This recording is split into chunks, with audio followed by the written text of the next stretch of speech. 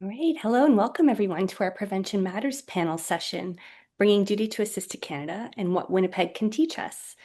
We'll give folks another couple seconds to log on. There's some folks in the waiting room still, and then we'll get started. Well, welcome. My name is Steph Pasco, and I'm the Director of Communications here at the COH, and I'll be your moderator today. For those of you joining us for the first time, Prevention Matters is our monthly panel series where we bring together leaders and experts to explore one core idea. How do we sustainably prevent homelessness? The series explores everything from emerging prevention research and best practices to proven program models and the policy and practice conditions needed to scale them to the real world. Backed by strong evidence that prevention must be an integral part of any homelessness strategy, and that the current and growing homelessness crisis cannot be solved without it, we created this series to equip service providers, policymakers, governments, funders, and researchers with the knowledge and tools needed to implement and scale prevention across their communities.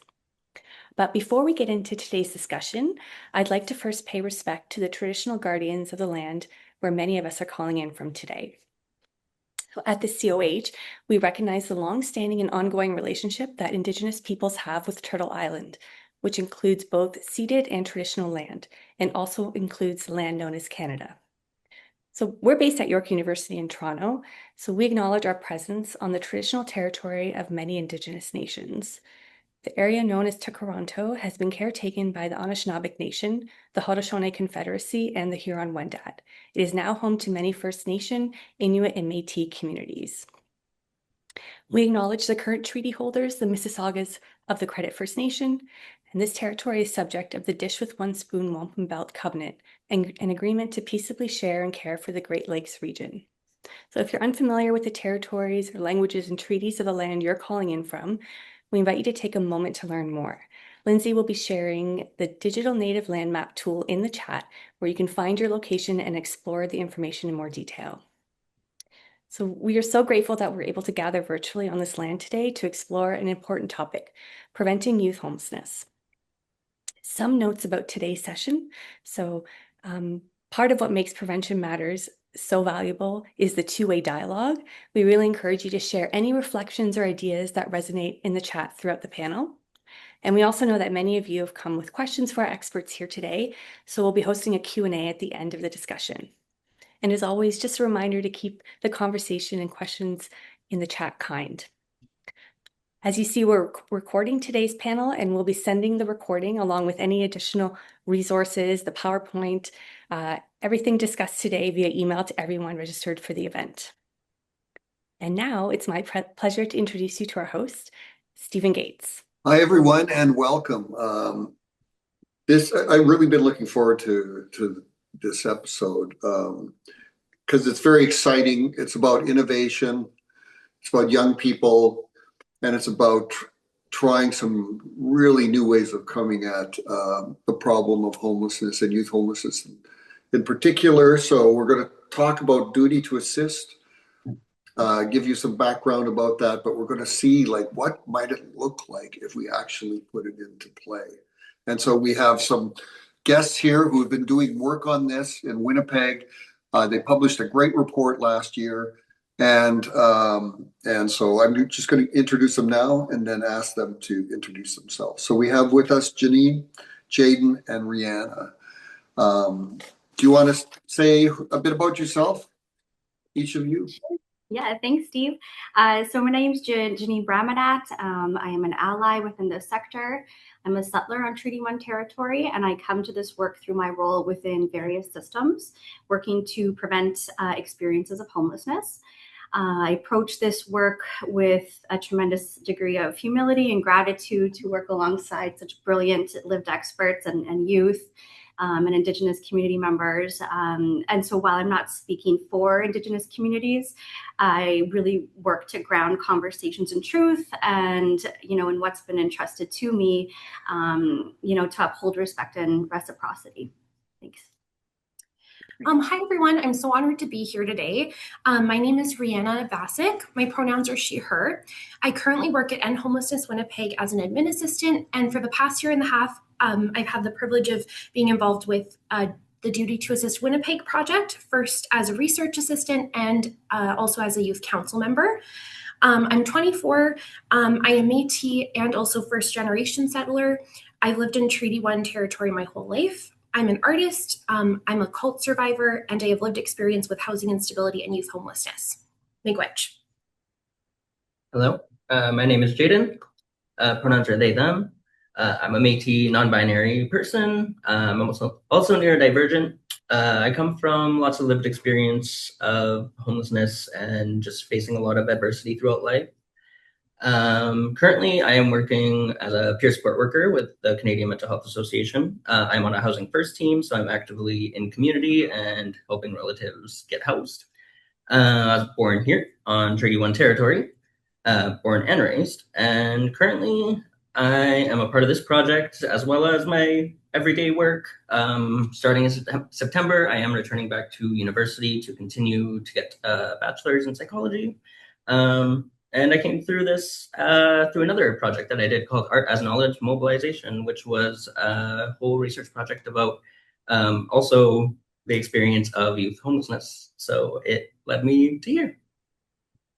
Wow, that's just great. So glad to see all of you here, and really interested in learning more about what you do and what you're learning. And so I mentioned we're going to be talking about duty to assist today. And so to give you just some brief context to this, duty to assist is something that was developed in the country of Wales. And the first time I heard about it, I couldn't believe it, because it so ran against how we typically deal with homelessness. There was a speaker, Peter Mackey, who was at your event, but he was telling me that in Wales, they passed this legislation that basically required local governments, if they're aware that someone was at risk of homelessness or had become homeless, they had a duty to help out, right? And that meant first asking the person if they need help and would like help. And second, if they said yes, then the obligation was to resolve their homelessness within 2 months, right? Resolve it. And resolving it doesn't mean helping you get to a homeless shelter. It means your own place, or a place that you're with other people, that kind of thing, maybe family. And so it was like, wow, to gear your system around stopping people from becoming homeless rather than the act of welcoming people into the shelter system. And I'm not knocking shelters, but I think it's preferable that people have other options. So duty to assist started there, and we got very interested in Canada. It's like, why can't we do that as well? Actually the name duty to assist, that's a name we used. I was talking to Peter Mackey once and said, where did you get that name? And he says, you made it up.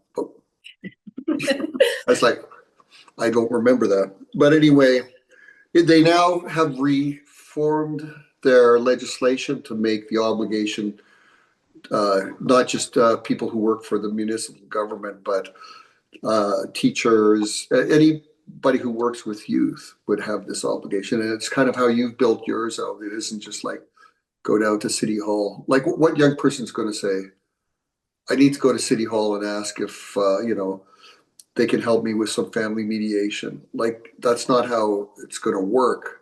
But the way you're developing it, like working with other public institutions, making sure young people have a strong say, fantastic work. The Welsh Act actually led to quite a dramatic drop in homelessness. And there's a variation of it that's happened in Washington State, where Seattle is, and we'll talk about that a bit later, what they did. But I'm really excited so I'm going to stop talking right now. I want to hear from our wonderful guests here. And so Janine and Jane, can you help set the context for us? What is the Duty to Assist movement in Winnipeg? And by the way, I'm so excited. You have a movement. This is great. And what was happening in the province that led to this? Like, how did you get here? Yeah. Yeah, before we dive into a bit of the context, I do want to honor Betty Adele's, work in this, because she is such a pioneer and an advocate in the community. And so, while she's not here with us today, she's still fighting the good fight and doing tremendous work. And really, it was spearheaded by her. So I do want to honor her role in that.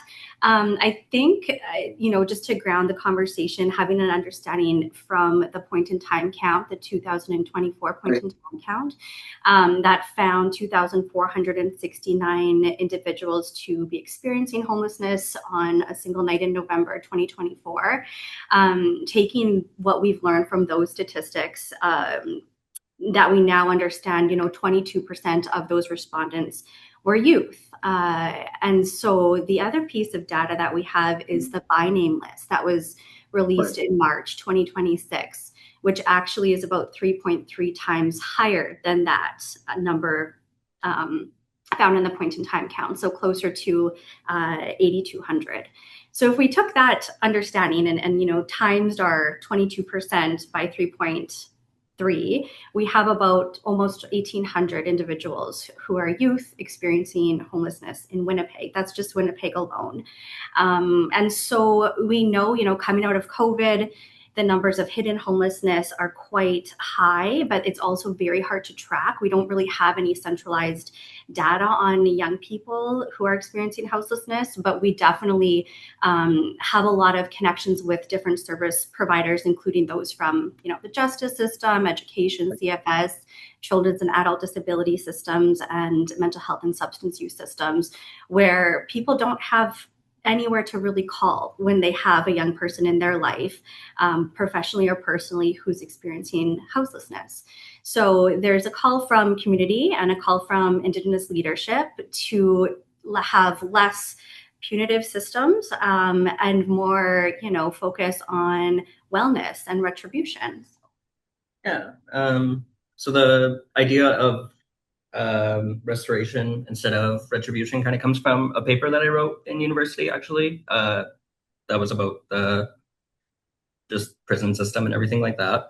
And what I found was that a lot of it is just punishment, and punishment is proving to not get us anywhere. But when we restore and actually work towards making something better again, or at least like getting to a place that feels good, then there's a lot more progress in that. And it just like saying it out loud just even sounds like it makes more sense, but unfortunately that's not the process that we're taking when it comes to like just societal ways of being. So our movement is really for youth homelessness prevention towards restoration and the restoration of equity and away from retribution and punishment. So like wraparound services and stuff like that, streamlined, making sure that they're easy to support and accessible for youth. Yeah, that's a wonderful saying, by the way. You should be proud of yourself for that. That's great. And it emphasizes in a way that this is a rights-based issue and that respect matters, right? We need respectful encounters with people and not treating people poorly. So very nice. Now, you released a report last year, which I was looking at again today. Very impressive. And you had an in-person duty to assist event that took place, I think, in October of 2024. Am I right or close? Yeah. So can you tell us what that event was about and who was there and who was involved and why it was important to do? And what you thought at the end? Like, were you like, that could have been this or that? But be interested in hearing your views.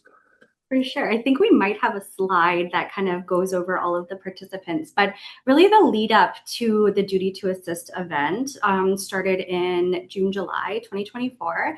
Again, the Canadian Observatory on Homelessness was a great partner in this work. We were able to have some lead up conversations with Peter Mackey, who gave some really great advice just around what community exploration could look like and kind of that like reflection phase that they're in, with their legislation, just really wanting to ground it in reflecting what the community needs. And that takes time and thoughtful conversations and difficult conversations that are grounded in truth. And so the best way we thought to do that was to invite community members to an event.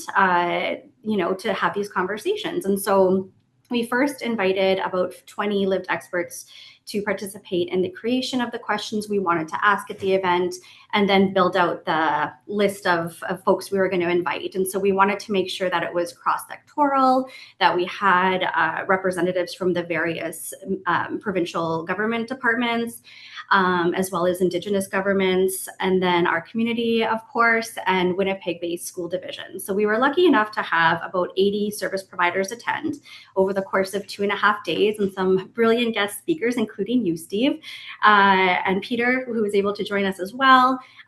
Betty, who spoke, Gino DeStazio, who was, who heads a lot of work in housing, and he was able to speak, and then Brenda Gunn, who is an Indigenous legal scholar, to kind of give us an idea of what a legal framework might look like.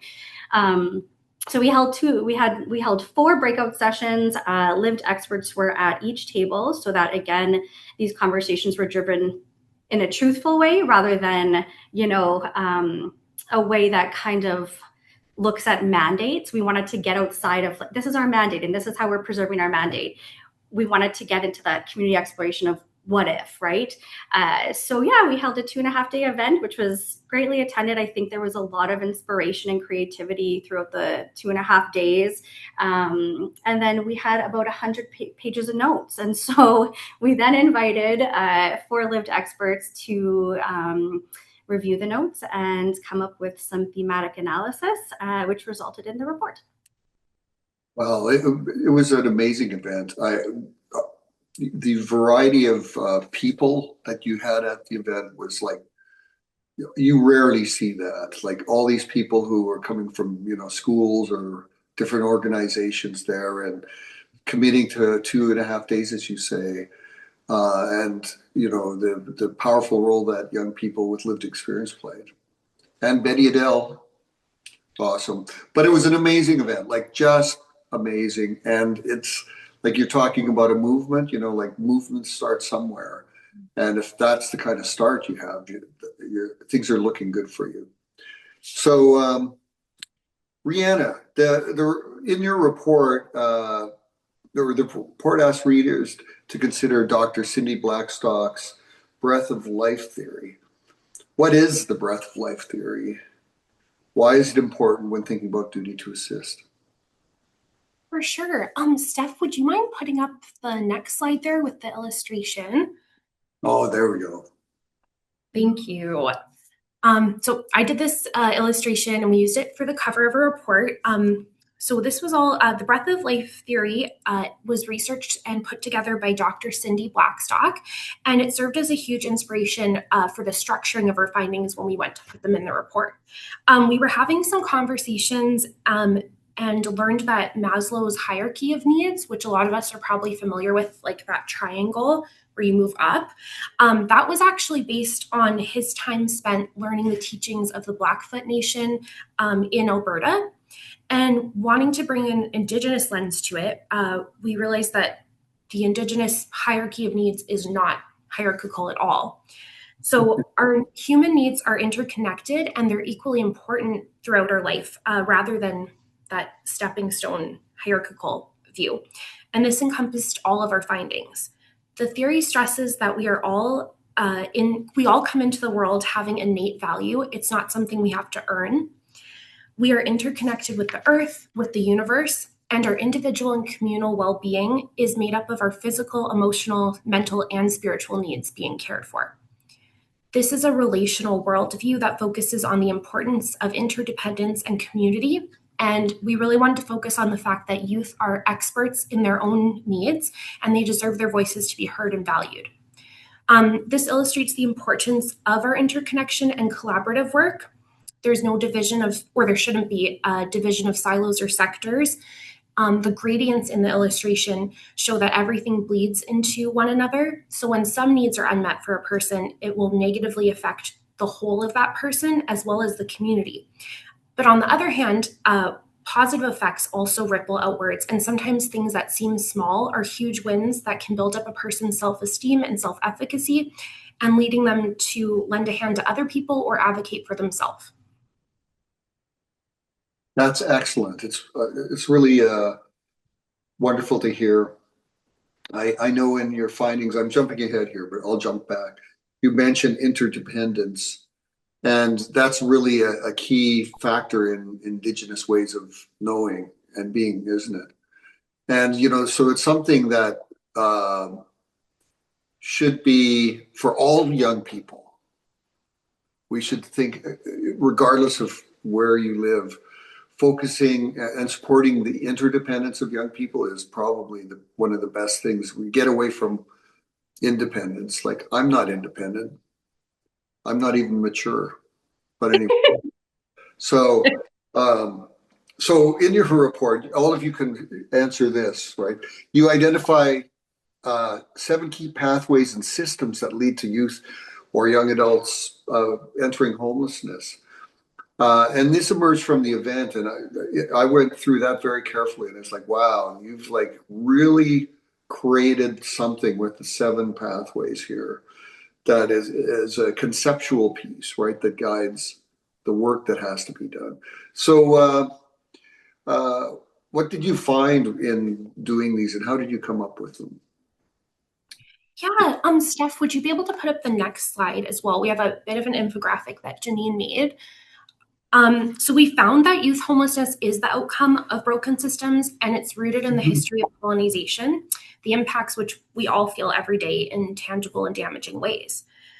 We had this quote that kept standing out to us from, I think it was table 2 at the event, and someone said, "Systems have a choice and they fail us every time. Systems perpetuate problems." So in the middle is that broken systems piece.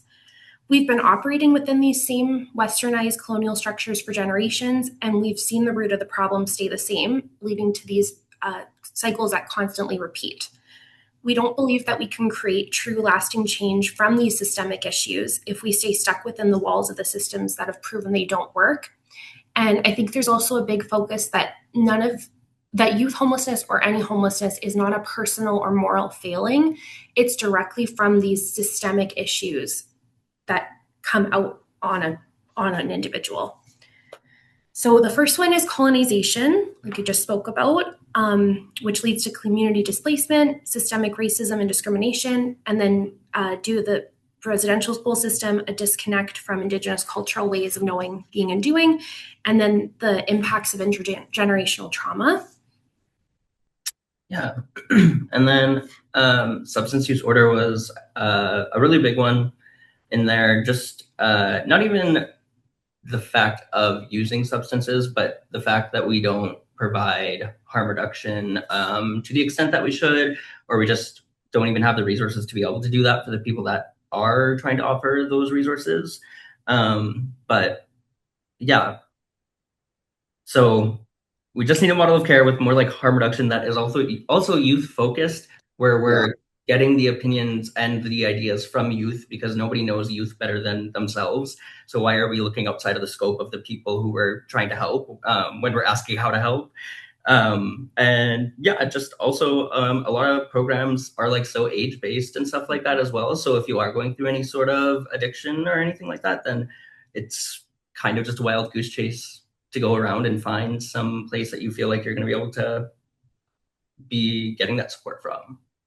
And the wraparound supports, or even like the youth or youth houses or youth shelters, a lot of them unfortunately can't operate from a harm reduction model of care. And we've seen a lot of cases of them being kicked out of their only shelter for any sort of substance use, which is obviously just putting them back into instability and not going to help them. And then with that, like, policies are also affecting that change from happening. So even if a staff wants to make a change and like make that impact where they know like, oh, this is harm reduction and this is going to be a good thing for them, they are risking their job by just even allowing harm reduction to happen just because their policies state that that's not allowed to happen. So it just goes very deep and needs like change to happen from like the bottom up and like really just spread out and then connect with each other and become wraparound.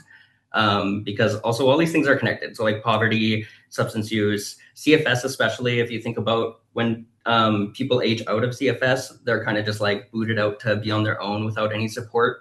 And even when like they're told that they have support, it's not really what they would expect. And like you only can learn those skills so much when you weren't like taught that throughout your life and everything. Because as much as people want to say like common knowledge is still taught. So it's important that we address them and make these skills accessible for people. And in the PIC count and most of our data, you find that most people's first time experiencing homelessness who are chronically homeless, that first happened when they were 18. And a lot of them, like I think it's 50% had CFS involvement as well. So you see they're coming out and then to no support or no sustainable support.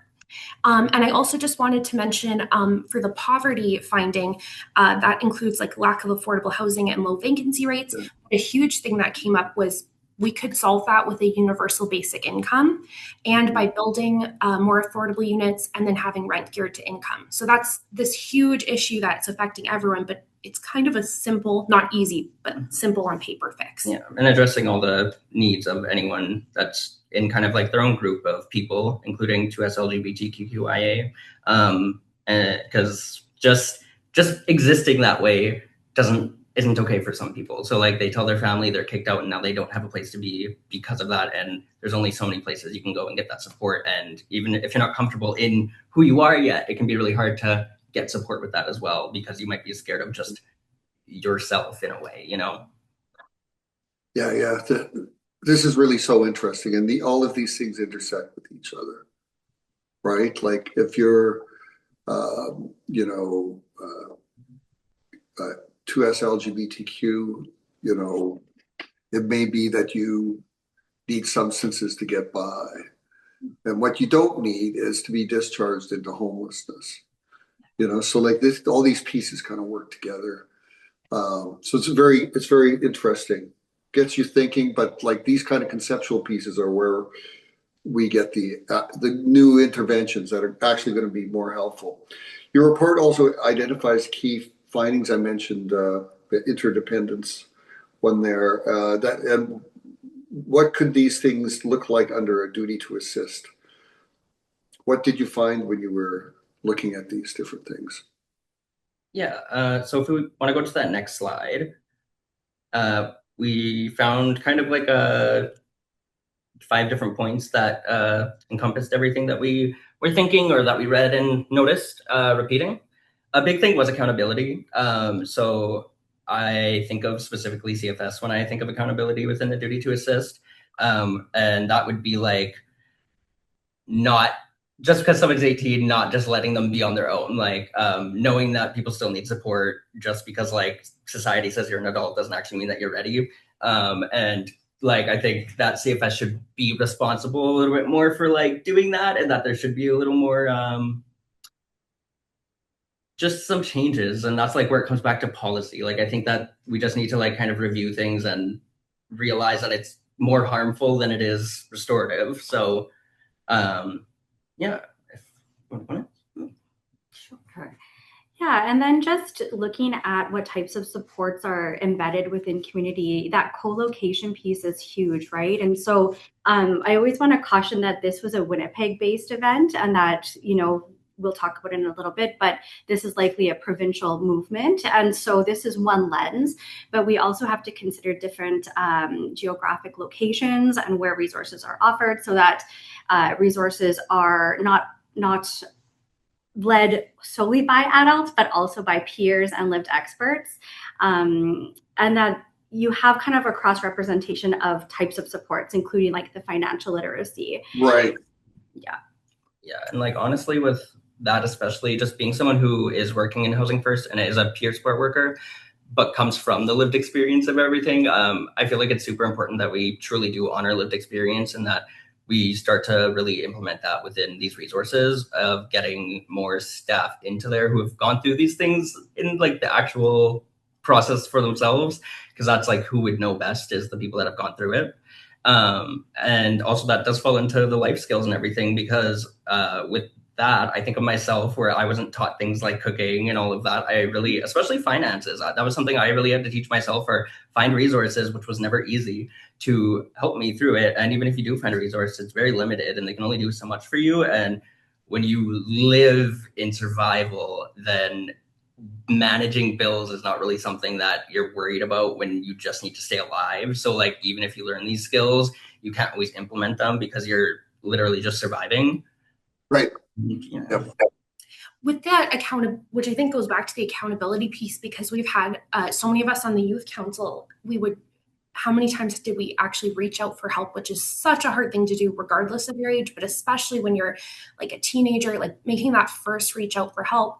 And so many of us had experiences where we were either kind of ignored or sent back or told like you weren't in enough crisis to get that help, which is obviously not prevention based at all. And on the flip side of that, when we spoke to people in the school system, we had a lot of teachers or support workers or social workers who were like, I do see these issues and I want to help, but I don't know where to send the youth or where do I get involved. So if this duty to assist model was moved forward, and that everyone working with youth has a duty to get them those resources, it would also, I guess we'll talk about this later too, but it also puts less burden on just that teacher who's already overworked to be responsible for this youth. It lets them have a path forward where they can connect them to these resources. Excellent. It's so interesting. Do you want to talk some more about some of the key findings there and issues like intergenerational trauma, and maybe finish up sharing with some thoughts around, is there a legislative solution here? Yeah, I think when we look at, the breadth of life theory, one of the underpinnings to that teaching is looking at 7 generations prior and 7 generations to come. And I think when we talk about experiences of poverty and homelessness and look at it from a lens of intergenerational trauma, we really start to see how inadequate funding is when we are trying to fund for healing. And so that goes across many, many sectors. But the 2 things that really stood out in this conversation, just as improvements, legislative improvements, are streamlined access to supports and also consistency and reliability. So often, folks will reach out, but that there's either wait lists or there's age criteria that prevents young people from accessing resources. Post-age and majority supports in the child welfare system is a really good example of this, because location of apprehension is the thing that kind of predicates what type of post-age and majority support you may or may not be eligible to receive. And then that's further, trickle down to what CFS agency, what funding looks like. So in terms of equitable responsiveness across sectors, it's not happening. And I think this legislation would, again, hold different systems accountable, but it would also provide a little bit more support, and not so much of a siloed, approach. And the other thing around, consistency and reliability of supports, we often in our youth council talk about feeling like there's deserving and undeserving, and that's a really hard thing to reconcile at a personal level. And I don't want to speak, for lived experts, but I think there's a lot of shame and guilt in, not being able to access resources when you need them, and feeling othered in your community. And so again, how do you open up this lens of accessibility? You want to add anything? I mean, yeah, so just speaking from my own experience of not being able to access a resource, really, if you just even think about the fact of somebody who's going through something where they're surviving every single day, having the courage and the ability to even be like, hey, I need help, that should be really grasped onto, and we should really be helping people. And when I think of myself in high school, when I finally did work up the courage to ask for some help, I was pretty much told no over and over again. Not even pretty much, I was told no. Well, my friend was literally getting support. I would go with her and be like, hey, I need some support. And they'd be like, nice. And nothing would happen, but my friend would continue to get the support that I also needed. And I think that we should both be getting support. It's not even about her getting it. It was about me not getting it. Yeah. And it's just, it's happened time and time again for me where I didn't even actually get into a good resource that wanted to support me and help me until I was 22, I believe, or so. And now I'm 28. So that was after high school and everything as well, when I had reached out so many times. And sometimes people don't survive as long to ask so many times. So when somebody's asking for the first time, it should really be important. It should be listened to. It should be heard. And we actually need to make that impact for these changes to happen. And we can't just, let that slide when somebody is literally calling for help. yeah, especially someone who's a youth. Yeah. And you know, like we know from research that many people have their first experience of homelessness when they're quite young, you know, like between 12 and 20. And so the sooner we get in there with a respectful approach to help young people, but also sometimes help their families, right? That these are progressive ways of going forward. I'm just going to talk for a few minutes about what's happened in Washington State in the United States. One of my favorite topics, not what's happened in the United States necessarily, but Washington.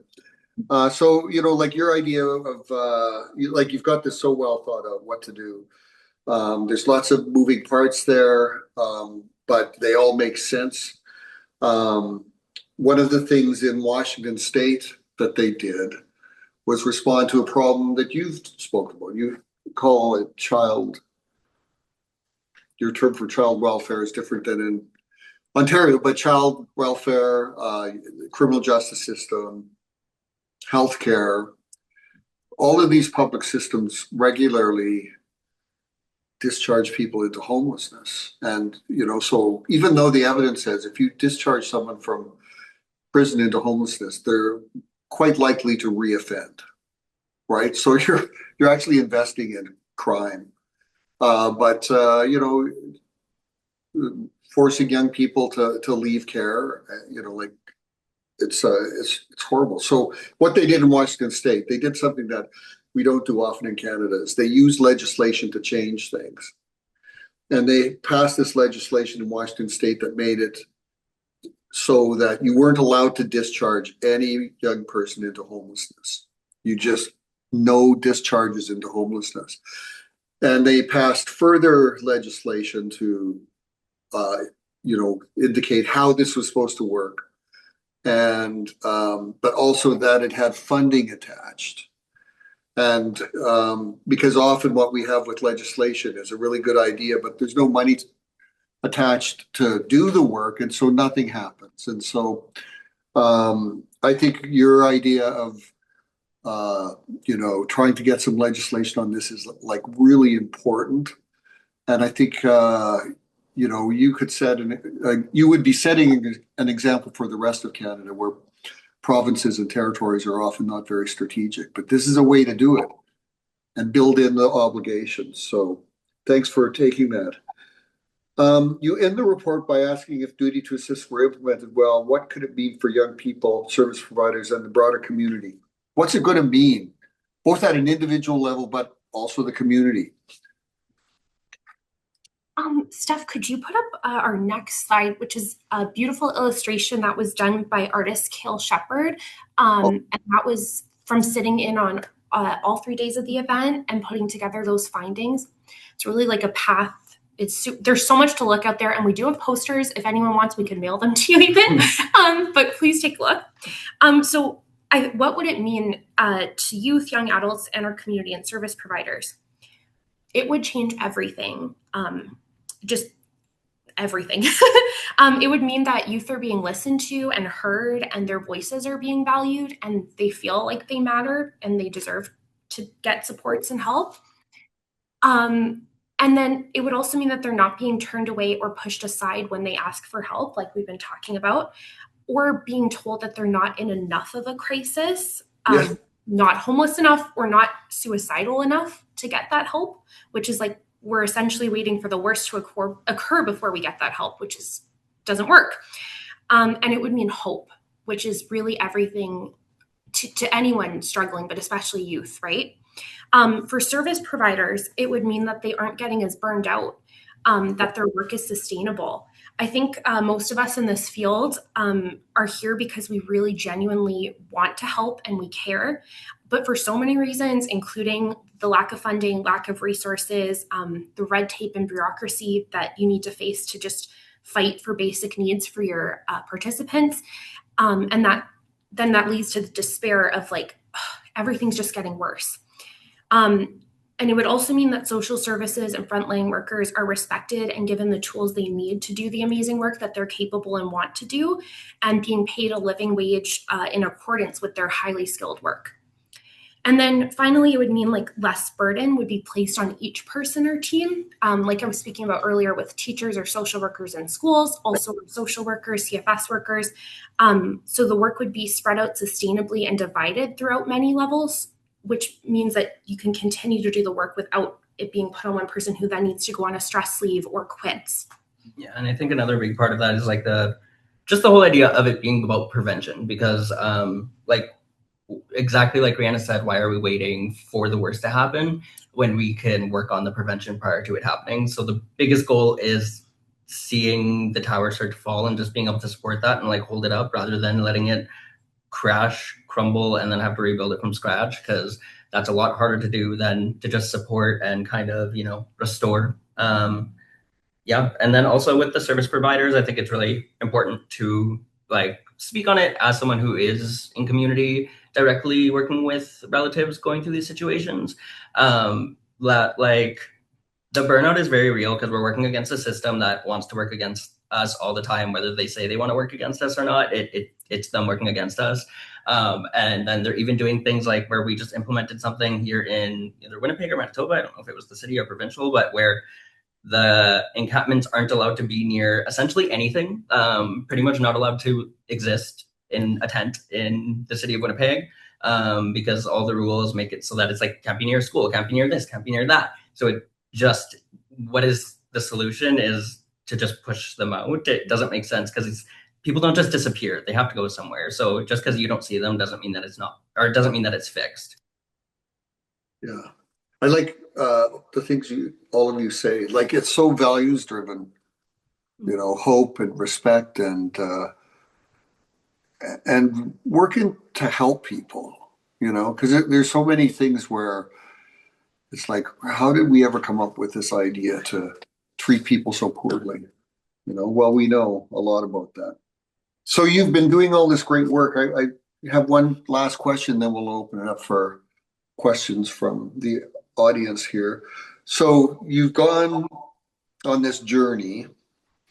You've been learning all the way. It's, as I say, very values driven. Conceptually, it's really strong. What do you see as the next steps? Where do you go from here? Yeah. So I think, just on the heels of what we heard from, reps from different sectors, is what we need is a commitment to reconciliation that's reflected in policy reform, right? And so how we're hoping to do this and kind of our organic next steps after the report was released last year was to build out our youth council and just ground any movements forward, through lived expertise. So October, we did a poster walk last year. We built out our Lived Expert Youth Council, and we've been meeting regularly to talk about how we'd like to get some of the messages out, messages of, yes, hope and optimism and creation, but also what do people need to know about young people who are experiencing houselessness? And what does that spectrum look like? And so we, voted on how we'd like to message this, and the youth voted to meet with young people, nearing graduation. So we put together a series of youth videos on experiences of houselessness and placement that we're going to be engaging with the Winnipeg-based high schools next year, or I guess I should say in the fall. So that's kind of our step forward just in terms of building out a campaign and trying to get, knowledge mobilization behind this. Yeah, and the youth council, it's been close to 2 years now. Like Janine said, we meet on the last Wednesday of every month.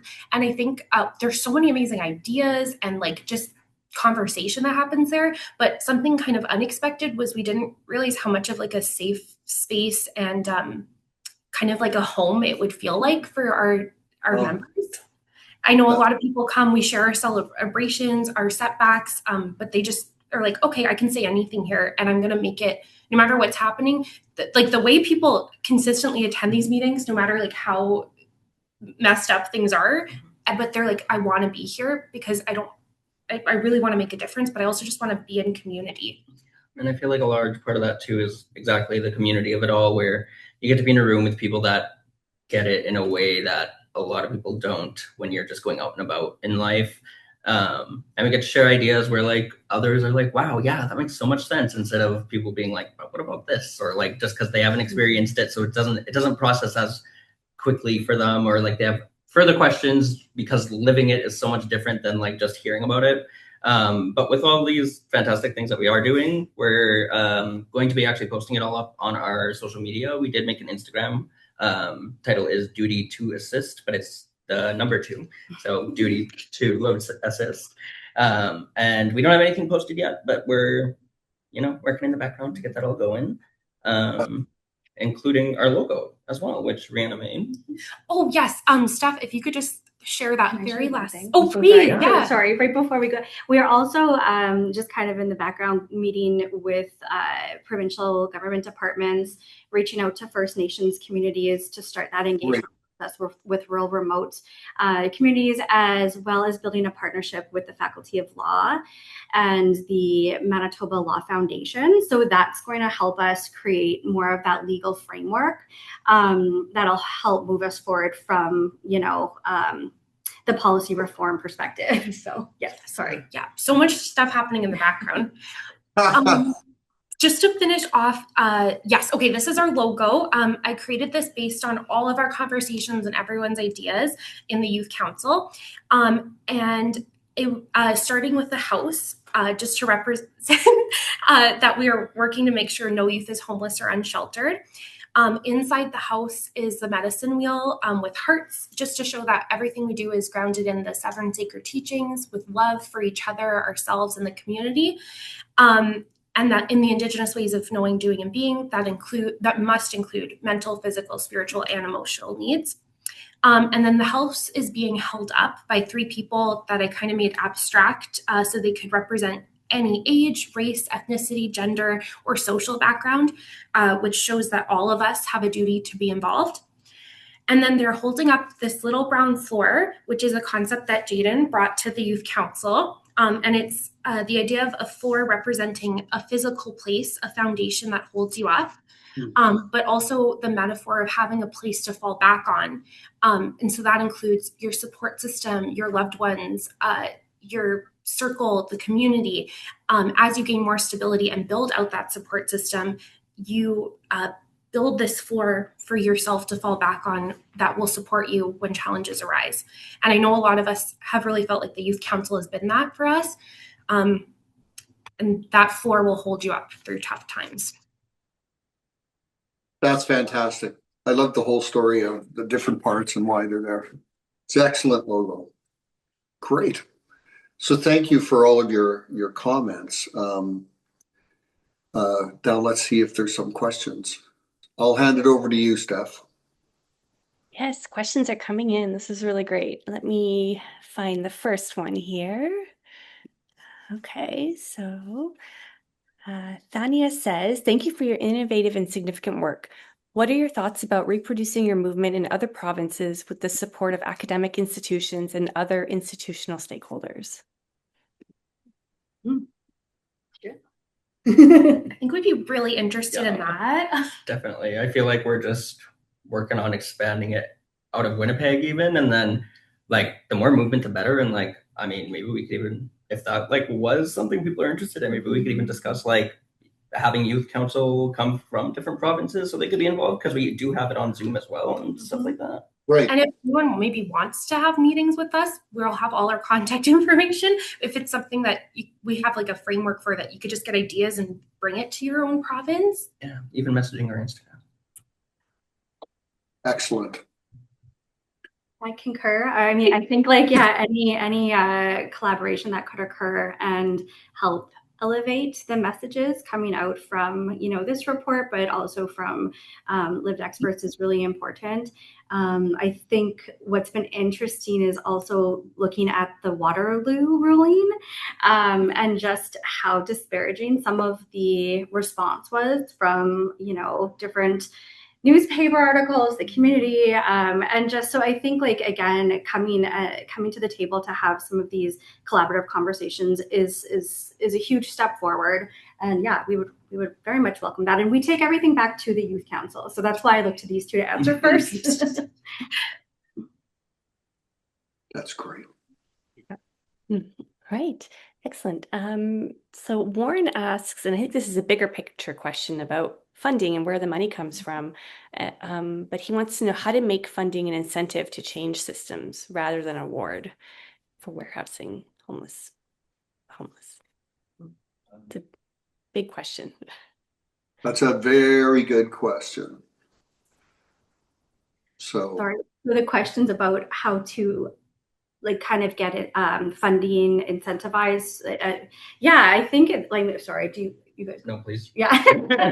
I think part of it's about that intrinsic motivation, right? That, you know, we to date have really seen homelessness as an othering conversation. The whole idea of, like, not in my backyard, like, there's a pushback to taking responsibility at an individual level if it's not perhaps touched our life. And so I think it's broadening this conversation to hold every community member responsible for wellness. You know, we've seen a drop in philanthropic contributions in Winnipeg across different, you know, funding streams, which has been really challenging for the sector. But with that said, I think that we have a policy window with our current NDP government, where the messages are of accountability and truth. And so there's two things kind of happening at the same time. Jaden alluded to the encampment strategy, which is a municipal policy decision, and it's making it very challenging. But I think that we're holding the, you know, local community resource kind of conversations and trying to hold MLAs accountable and all of that. And so I think from how do you incentivize funding, it's broadening awareness and not just saying, you know, people who use substances are bad, or they deserve what they get, or they don't, you know, deserve to access supports.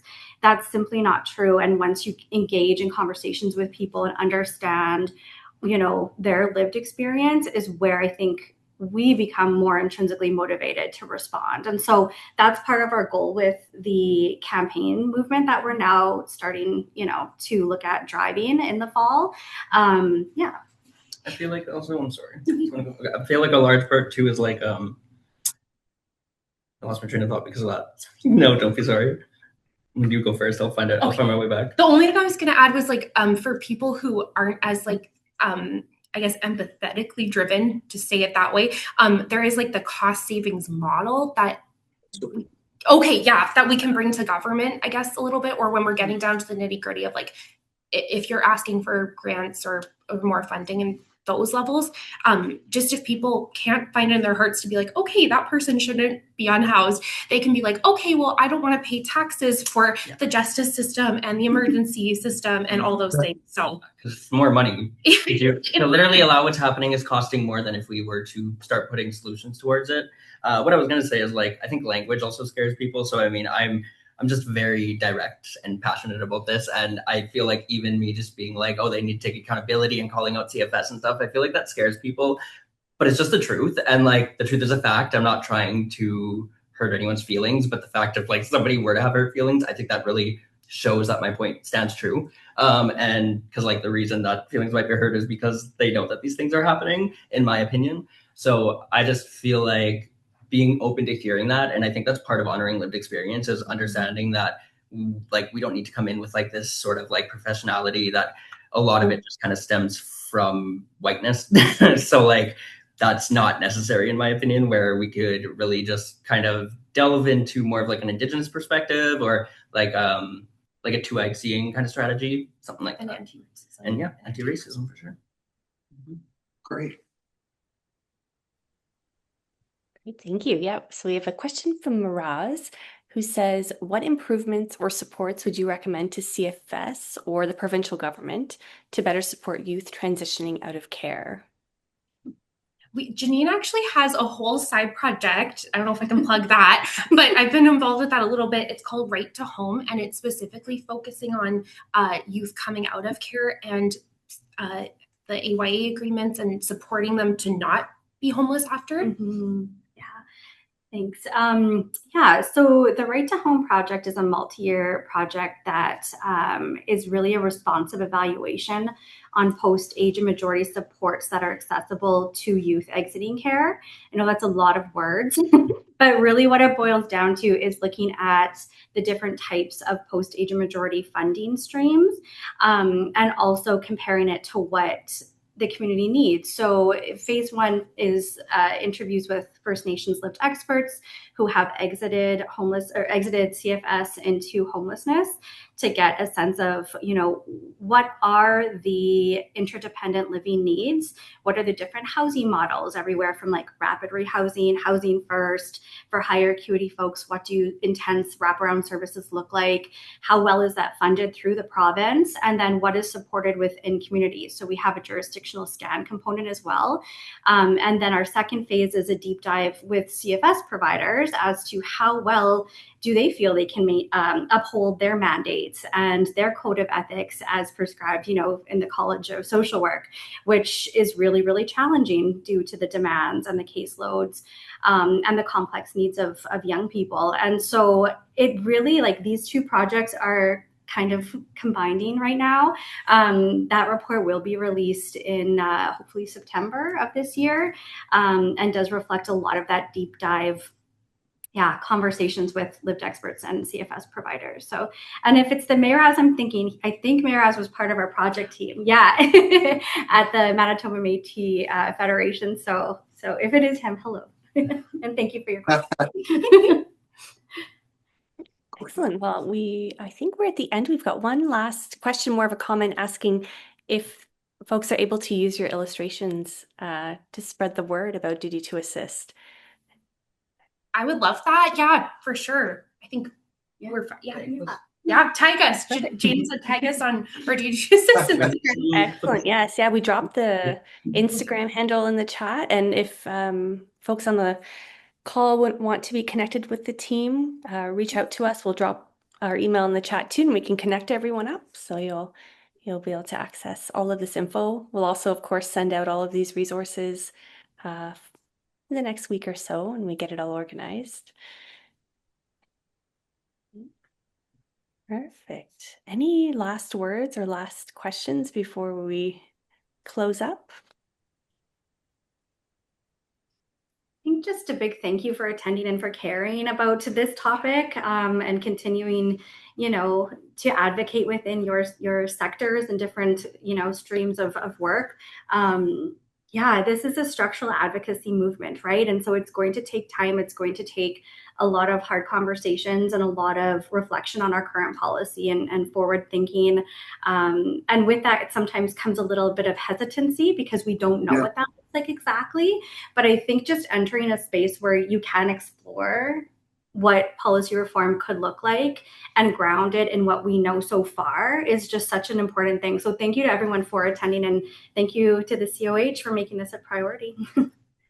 And thank you to you, all three of you, for sharing what you do and giving people hope. It's excellent. Thank you. Thank you. Thank you, Miguel. Thank you all. We'll be back in September for another Prevention Matters session. We'll be taking a break for the summer, but we'll see you all again soon. Please check out the feedback form in the chat and send us good and bad feedback, or and reach out if you have any questions. But we'll be seeing you back again in the fall. Thanks, everyone. Thank you. Thank you. Thanks.